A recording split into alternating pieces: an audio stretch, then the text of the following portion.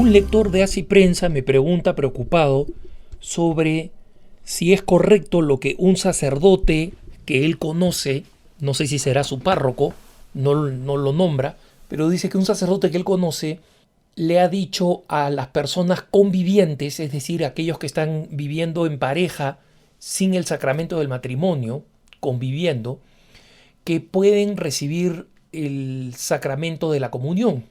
Y eso no es cierto. No pueden recibir el sacramento de la comunión. La justificación que está utilizando este supuesto sacerdote es que el Papa Francisco, en el documento Amoris Laetitia, en su exhortación apostólica Amoris Laetitia, supuestamente lo permite. Y esto es absolutamente falso. Sabemos que existe confusión, debates, etcétera, sobre lo que dice la Amoris Laetitia. El documento de la Amoris Laetitia es un documento, especialmente si lo miramos nosotros en los primeros capítulos y nos concentramos en el capítulo 4, por ejemplo, en el capítulo donde se habla del amor y se habla además posteriormente de los desafíos pastorales que plantea el matrimonio, se ve con claridad la importancia que se da al sacramento del matrimonio y cómo este sacramento es fundamental porque sobre él se basa lo que es la vida de la familia.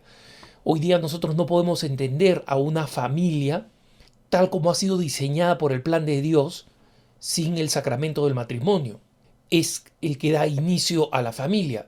No solo eso, para responder específicamente a la inquietud de este lector de Así Prensa, que según nos cuenta este sacerdote le dice a los jóvenes convivientes que no hacen mal, aduciendo que la iglesia en sus primeros tiempos no realizaba matrimonios públicamente y utilizando la Amoris Laetitia, le leo el punto 75 de la Amoris Laetitia, que dice claramente, entre bautizados no puede haber contrato matrimonial válido que no sea por el sacramento.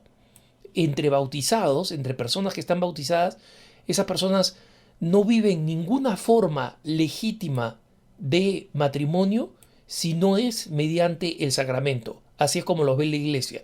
Y en consecuencia, a los jóvenes convivientes hay que alentarlos a que comprendan la vida que están llevando, entiendan si no es una cuestión puramente temporal y de complacencia, y entiendan el valor maravilloso del matrimonio y accedan al sacramento, no como quien se acerca a realizar un trámite para regularizar una situación, sino acercándose a la verdadera bendición que significa el matrimonio como sacramento, la bendición de Dios a una unión natural que Dios quiso desde el principio y que antecede, como el Papa San Juan Pablo II decía, antecede a la Iglesia, porque la Iglesia fue fundada por Jesucristo.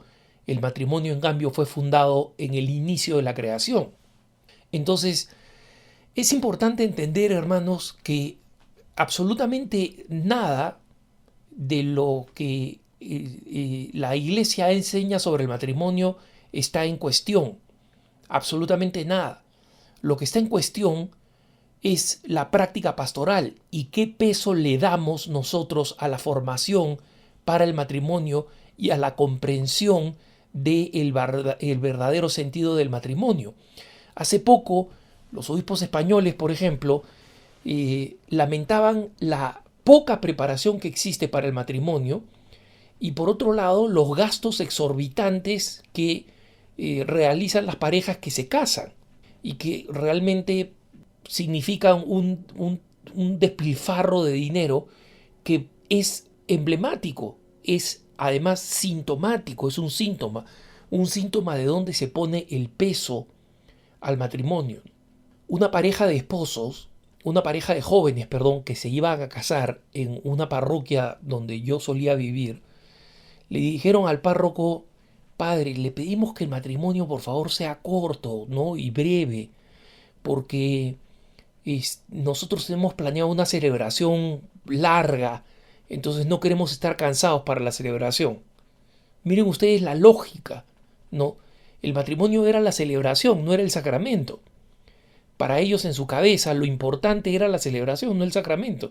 estaban pidiendo una misa corta e insignificante porque tenían preparada una gran celebración y el padre los hizo entrar en razón, les dijo, oye, ustedes tienen una gran celebración para celebrar ¿qué cosa? Bueno, nuestro matrimonio, claro, pero ¿dónde se va a producir ese matrimonio? ¿Dónde ustedes van a dar el consentimiento y van a comprometerse de por vida a mantenerse unidos y traer los hijos que Dios les envíe? Entonces, perdón padre, por lo menos entraron en razón porque era una pareja cristiana, pero hay otros que ni siquiera es así. Hace no mucho en Madrid estuve asistiendo a misa a la catedral de las Fuerzas Armadas, es decir, no la catedral de Madrid, sino la catedral del Ordinariato Militar, y justo antes de la misa de víspera dominical, la misa de sábado, había un matrimonio. Y me sorprendió la cantidad de varones adultos que estaban afuera fumando, ¿no? Y que habían salido de la iglesia mientras se producía el sacramento, mientras se celebraba el sacramento. Y no solamente habían salido con sus hijitos.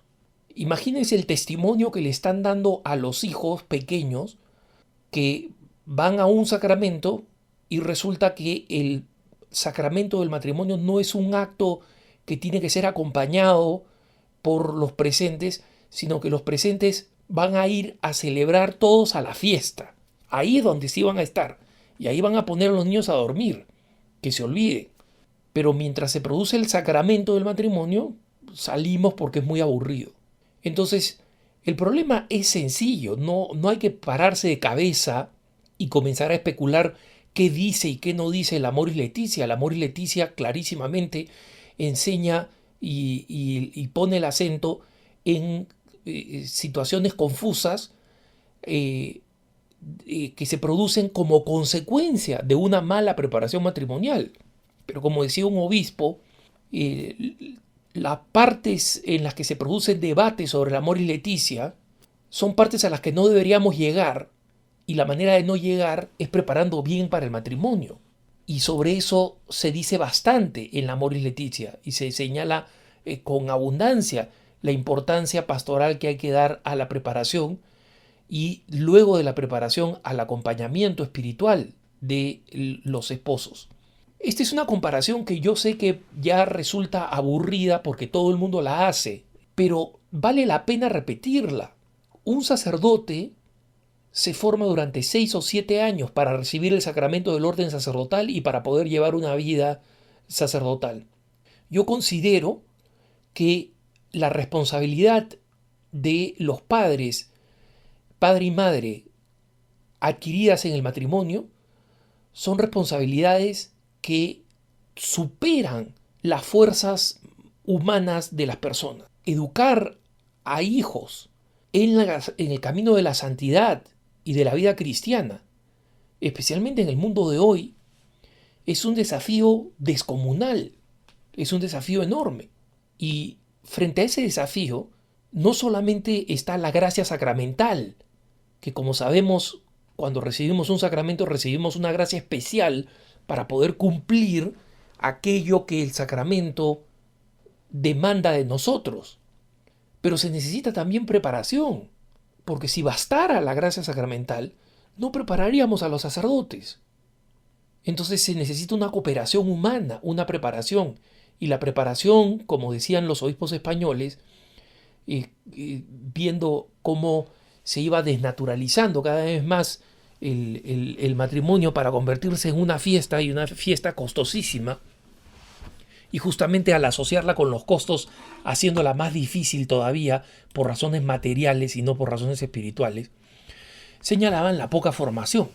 Necesitamos una revolución en la formación, y para eso necesitamos sacerdotes que no enseñen tonteras como que las personas convivientes están aceptadas a la comunión igual que las casadas por la iglesia, y que no distorsionen la realidad creyendo que de esa manera son, entre comillas, misericordiosos. La misericordia supone encaminar a la gente al descubrimiento de la verdad, que es donde van a ser felices. No hay misericordia sin verdad. Y en consecuencia, engañar a alguien y decirle que está bien que se mantenga en situación de pecado, que da lo mismo y que no es relevante, no es ser misericordioso, es ser malévolo. Puede ser con muy buena intención, pero es malévolo porque el resultado es la perdición espiritual de esas personas. Entonces, seamos conscientes, tenemos un desafío enorme y el Papa Francisco lo ha señalado y ya lo venía diciendo el Papa San Juan Pablo II cuando nosotros nos remitimos a su documento, su exhortación familiar y consorcio. La preparación matrimonial. Tiene que haber una revolución en la iglesia en la preparación matrimonial. Y para esa revolución matrimonial las parroquias pueden hacer mucho para formar a sus fieles con programas más exigentes, más profundos, más bellos, más atractivos también, pero ciertamente vamos a necesitar la presencia de espíritu y la decisión de los obispos para que esta revolución que esperamos del rescate de las familias, de ese pacto entre las familias y la iglesia que pide el Papa Francisco, se haga verdad mediante una adecuada formación para el matrimonio. Que tengas un buen día.